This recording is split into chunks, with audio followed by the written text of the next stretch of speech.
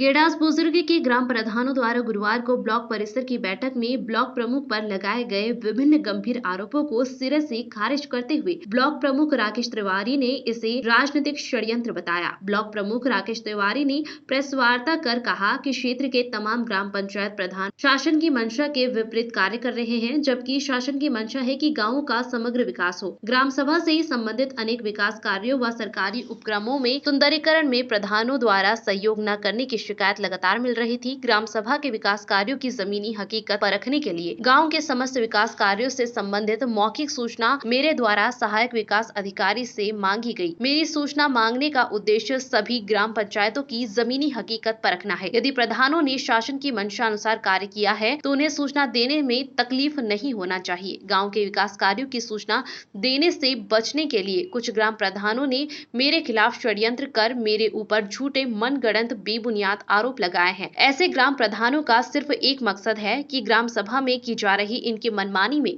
कोई दखल अंदाजी न करे। आरोप लगाने वाले प्रधान वही लोग हैं जो विधानसभा चुनाव में उतरूला विधायक व प्रदेश से योगी सरकार को हटाने के लिए जी तोड़ मेहनत कर रहे हैं। यह लोग समझ रहे थे कि उतरूला विधायक और प्रदेश में योगी सरकार बदल जाएगी, लेकिन इन लोगों की एक न चली। अब ग्राम सभा के विकास कार्यों में अपनी मनमानी नहीं कर पा रहे हैं। ऐसे झूठे आरोप लगाने से मैं रुकने या मानने वाला नहीं हूँ। शासन के मनसा अनुरूप सभी ग्राम पंचायतों के विकास कार्य कराने के लिए मैं कटिबद्ध हूँ। पूर्व ब्लॉक प्रमुख जमाल अख्तर उर्फ जद्दन खां द्वारा ब्लॉक प्रमुख राकेश कुमार तिवारी को ब्लॉक प्रमुख ही छोड़कर ग्राम सभा की प्रधानी करने वाले बयान पर बांक भवानी के पूर्व प्रधान बब्बू सिंह ने कहा कि पूर्व प्रमुख का यह बयान अशोभनीय व अति निंदनीय है। उनको ऐसा नहीं करना चाहिए। ग्राम प्रधान राजेश कुमार कर्रार, अली शिवपूजन, गुज्जीलाल, राजकुमार मौर्य, राम कुमार प्रजापति, अमित मिश्रा, जितेंद्र प्रसाद व पूर्व प्रधान मलिक इम्तियाज ने कहा कि एजेंडे के बिना जानकारी दिए हुए हम सभी को बैठक में बुलाया गया था, जो ग्राम प्रधान ब्लॉक प्रमुख द्वारा मांगी गई मौखिक सूचना का विरोध कर रहे हैं। उन्हें ऐसा नहीं करना चाहिए। ग्राम सभा में चल रहे विकास कार्य की सूचना देने में कोई हर्ज नहीं है। वाजिद हुसैन की रिपोर्ट। साहब, मैं आपको बता दूं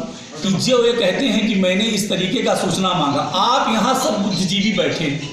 हम सिर्फ शौचालय के लिए कहा है। रेडियो पंचायत साहब यहाँ बैठे हैं, आप सुन लीजिए। और हमने कहा है पंचायत घर के लिए।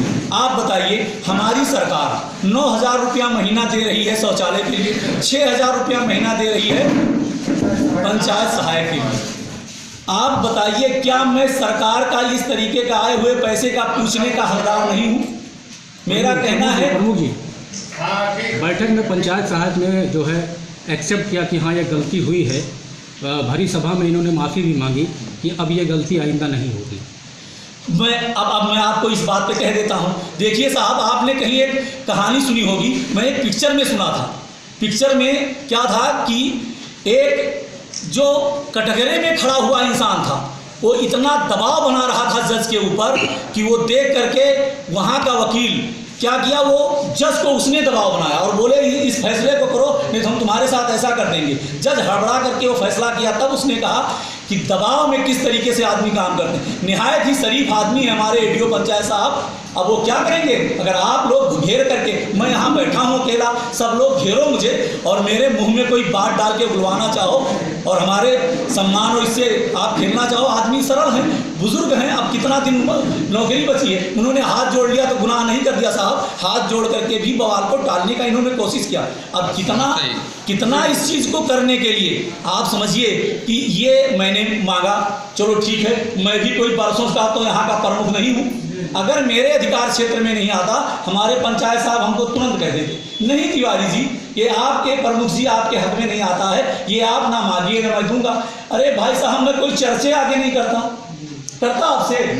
और पूछ लीजिए, एडीओ पंचायत साहब बैठे हैं कि शायद 6 महीने में पहली बार यही कागज मांगा कि और भी मैंने कभी किसी को कुछ कहा। हमारे जितने सेक्रेटरी हैं, जितने हमारे टीए हैं, मैं आपको बता दूं, एक टीए तो हमारे सामने रोने लगा कि मुझे मजबूर करके इस तरीके से कार्य करवाया जाता है। साहब, सच्चाई की तरफ जाएंगे तो बहुत कुछ अलग पाएंगे, समझ रहे हैं। प्रधानों का यह कहना था कि अगर आपको सूचना ही चाहिए तो सूचना अधिकार के तहत सूचना मांगा जाए। अब आपके इस बात को हम बताते हैं, अगर इसको अधिकार के तहत मांगना चाहिए। अब आप सोच लीजिए कि उनके अंदर मेरे पर कितना घृणा है और कितना भड़ास है। कि अगर एक आप ही लोग कहते हो, मुझे पता नहीं भाई साहब मैं कितना मुखिया हूँ और कितना पावर है, लेकिन जब आप लोग ये कह देते हो कि ब्लॉक के आप मुखिया हो, आपका इसमें